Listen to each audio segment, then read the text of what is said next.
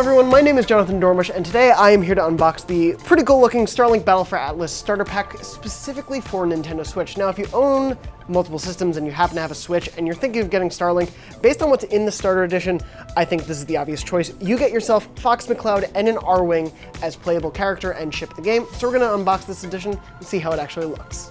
So for the Switch starter set, you actually get an additional pilot than you do with the other versions of the starter set. But if you want to keep track of everything, the set does come with a handy little poster that on the backside has all of the pilots, all of the ships, and all of the captains and weapons, everything you can pretty much buy for this game. So if you want to keep track and buy it all, it's all available right there for you to see.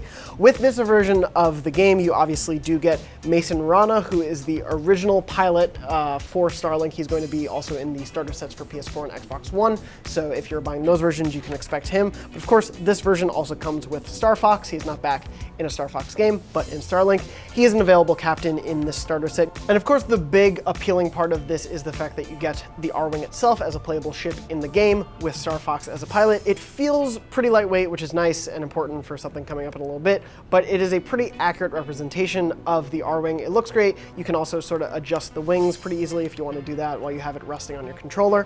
And of course, like with all the ships in Starlink, you can modulate the wings with weapons. It's not exactly what you would expect from the Arwing, but still, it looks pretty cool. You can obviously have this as a nice display, especially because we don't have an amiibo version of the Arwing just yet. If you're looking at how you would actually be using this set together, so you will have this resting on top of your controller. You will slide Star Fox in there as your loving little pilot, and once he's jacked into the Starlink matrix, you plop the Arwing right on top of him, and I don't want to break either of these pieces because I'd like them to just sit on my shelf forever. You lock that into place, it will just rest on your controller as you play.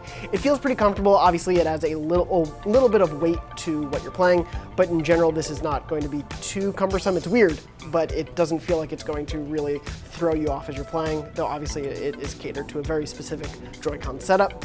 Still, this is a very cool collection, and if you are thinking of getting Starlink and you own a Nintendo Switch, this seems like the obvious version to get. It costs $75, just like all the other starter sets, so you can be sure to pick up that version of the game. Of course, we will have much more about Starlink on IGN.com, so for everything Starlink and every other game coming out this fall, you're already in the right place, IGN.